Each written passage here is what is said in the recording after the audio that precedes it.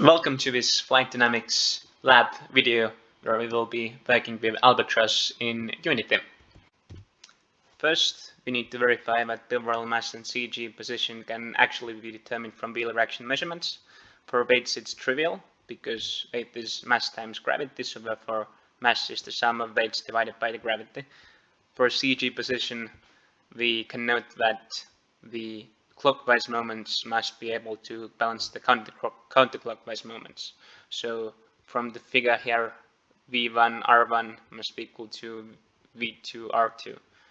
And by going to the experiment in Unity, we can determine the Z values for different parts of interest, so mainly the front wheels, back wheels, and CG, plug them into this equation and really verify that we have is true. Next, we must calibrate motor speed against the static thrust. To do that, we drive the plane against the weight in Unity, put it to max throttle, and then lower it by increments of 10 RPM till we reach 0. And we measure static thrust against the weight while we do so. The plot can be observed here. We see it's a nice linear variation, but the intercept is not strictly at 0. Next, we must verify the control response, keeping in mind that positive control action by the pilot needs to give positive aircraft response. So in the simulation, we can verify that this is the case. So, pulling back on the sticks, putting up on the sticks, right arrow, left arrow, A, so yawing left, and D, yawing right. All seems to be configured correctly. Next, we run the longitudinal dynamic control response. In the experiment, we set the wind speed to 80 meters per second, which is the cruise speed, and we verify that the aircraft does in fact fly as we want it to fly. After having verified that the aircraft gives the right responses, so which is pitch up, and this is pitch down, and this is A, and this is D, we give aircraft an elevator input, and this gives us an angle of attack which you see is oscillating, and from the graph saved we can easily obtain the damping as well as period information for the motion. So here you can see the graph obtained of angle of attack as a function of time. The time between the successive peaks gives us the period, and then we compare the amplitudes, taking the steady state as the reference 0, we can get the damping values. Giving the amplitude ratio as 0.162 and the period for short-term damping as 1.51 seconds. We now return to Unity to see how the wind speed, or rather the free stream speed, affects the stability. So giving pitch input very close to stall, we can see that the response is quite sluggish, whereas if wind is faster, we see that the oscillations are very rapid and the aircraft stabilizes very quickly. Similarly for CG, the more forward the CG is, the more stable the plane responds to pitch, whereas the more aft it is, the more unsteady it is. I found that the largest value is 6 centimeters aft of the mean aerodynamic chord, which gives still a stable pitch. If it's any more after that, let's try 0.07, giving it a pitch up input results in the aircraft losing its stability. Next, we go on to cover lateral dynamic control to inputs. We notice that giving an aircraft an aileron input results in a roll rate being given to the aircraft in both ways, and the roll rate of aileron input of 25 is 90 degrees per second. Further, lowering the wind speed or the free stream speed will lower the roll rate, which is given to an aircraft for the same elevator deflection, whereas raising the wind speed is going to increase the roll rate. This makes sense because if we imagine the wind coming in, the momentum is changed more for the higher wind condition, as momentum is mv and it's deflected by the same angle. So that makes sense.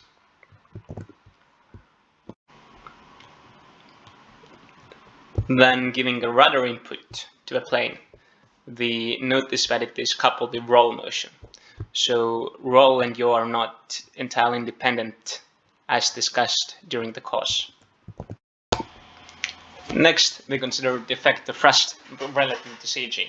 So we see if the line of thrust is above CG, there is a nose down pitching moment produced. And if the CG is above it, that means a nose up pitching moment is produced. And similarly, when R is 0, or the CG is co-located with the thrust line of action, that means thrust and CG are decoupled and thrust doesn't produce any pitching moment. We can verify that this is the case by playing around with the values in the experiment, and we can iteratively converge at the value for CG, where when we engage thrust, no pitching moment is produced. We can also verify it on the graph. I know it's not plotting on the recording, but the angle of attack is basically not changing as we engage thrust. We found the value for y to be minus 0.03 meters. Next, we have a look at the flight performance plots. We can run the script in Unity, which collects data for various angle of attacks at different flap settings, and then transport it all to Excel. From the data, we can first plot coefficient of lift as a function of angle of attack. We see that with the flaps engaged, the highest value of lift we get is roughly 1.2, and this occurs at angle of attack 8 degrees. Further, we can plot the drag puller from the data, and also we can plot the L over D as a function of coefficient of lift for different flap settings. We see that with the flaps engaged, we have the largest glide ratio of around 15-16 in this configuration, and this is almost half that what the manufacturer specified in its marketing materials. Next, we have a look at longitudinal trim and longitudinal stability. From the data, we can first plot CM against CL for different elevator settings. We notice that if elevator is at negative 15 degrees, there is no moment being produced about the CG, so that trims the aircraft. Further, we can plot CM as a function of CL.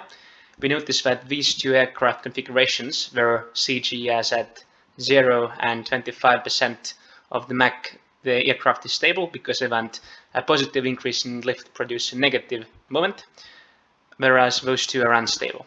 And we can also assess the place of the neutral point. So neutral point would occur if the line was completely flat, because at neutral point the change of CL doesn't produce a change in moment. So that would be somewhere in between those two configurations. So we could say roughly at, let's say, 35% of Mach.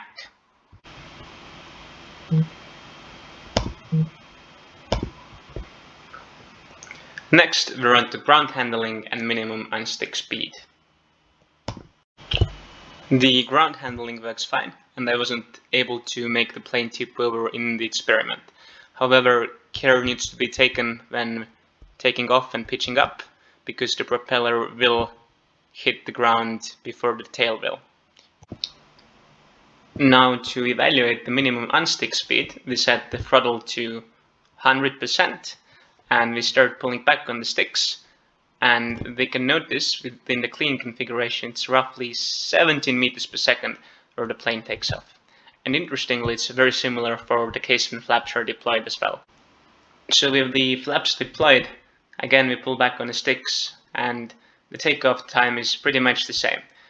We could theorize that this is maybe because of the nose down pitching moment which is produced by the deployed flaps, so more nose up input is needed in order to make the plane take off.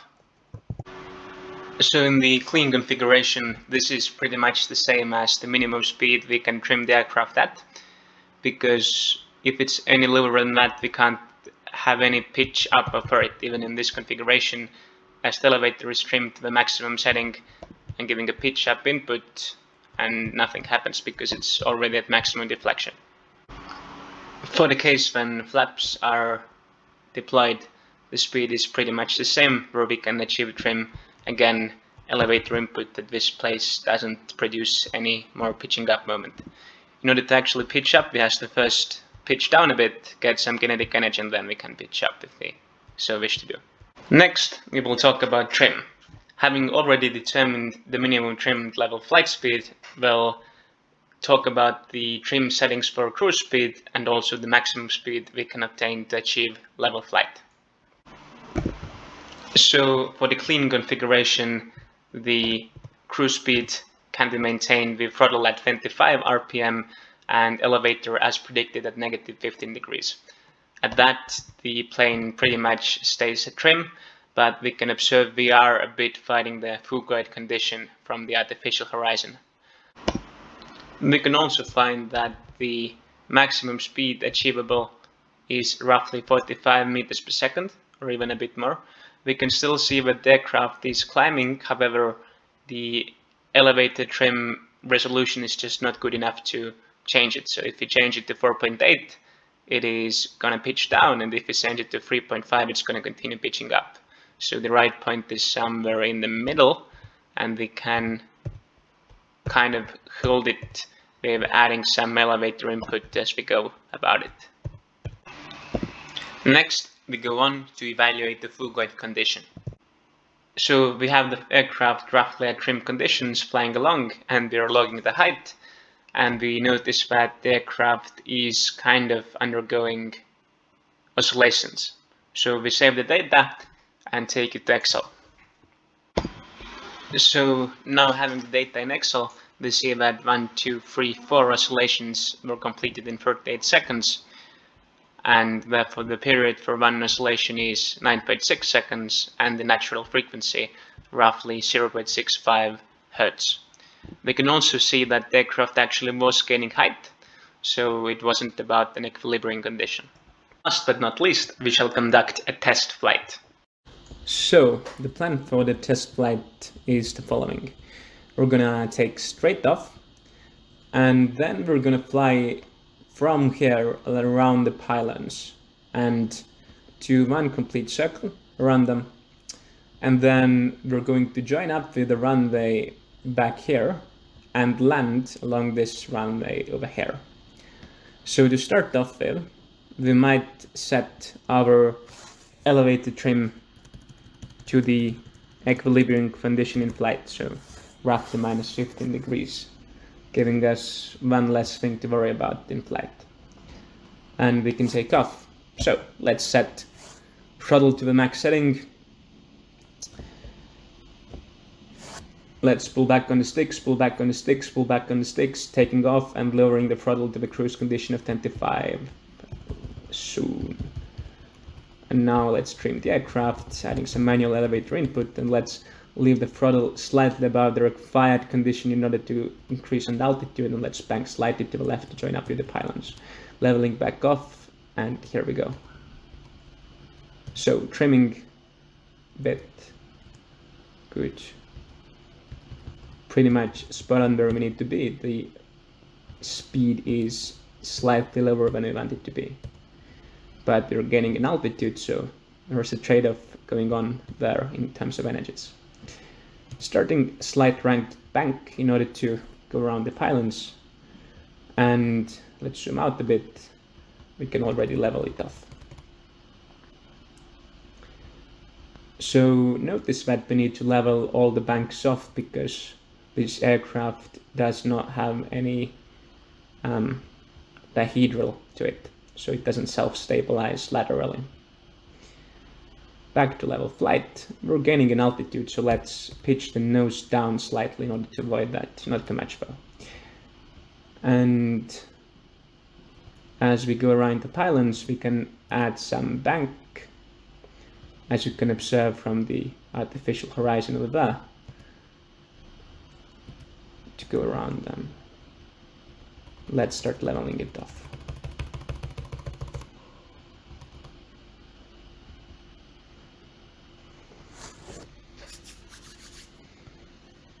We have climbed quite high, so let's lower the throttle a bit. And I think we're also finding the phugoid oscillations here, so let's try to force the nose down a bit manually as well.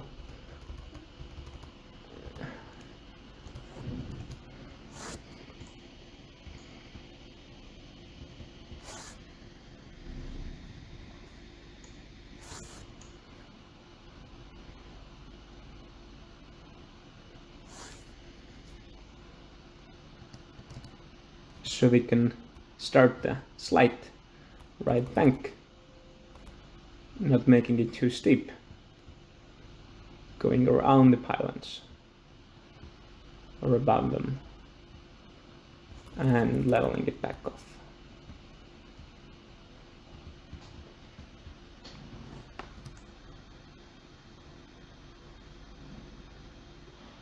So altitude remains pretty stable, but we're still climbing slightly. So throttle 22, let's lower it a notch. And let's make sure we're level as well.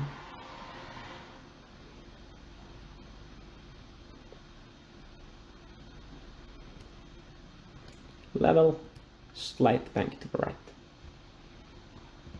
Zoom out, observe where we're going, leveling off.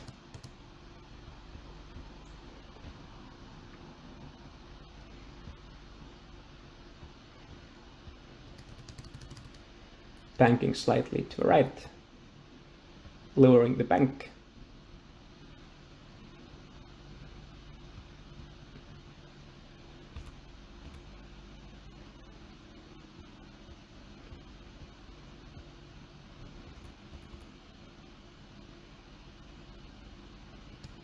Banking slightly to the right. We can also notice that we have quite a lot of elevation which we need to get rid of before we land, so we're going to soon into landing, so let's level it off for now. So let's pitch the elevator, let's pitch the aircraft down, and let's already start lowering the RPM setting, and let's also deploy the flaps. Let's zoom in because the flaps are going to create the nose up moment, so we can observe better what is happening here. Okay, we have some oscillations going on, so that's all right. We are now lowering on altitude a bit, so that's good, as you would expect. Airspeed remains roughly constant. The throttle is roughly zeroed out. Let's not make, so we are coming into the runway and we want to align ourselves with the runway. We're meeting up as we go directly there, so that is quite good, giving us plenty of time to. So let's start rolling to the right again soon and add a bit more roll angle in order to line ourselves with the runway and nose down. Okay, so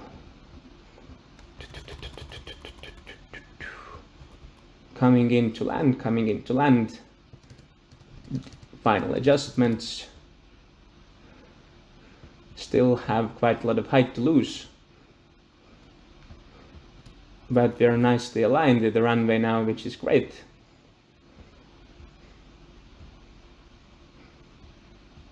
Losing the altitude naturally, nicely trimmed, really nothing to do here.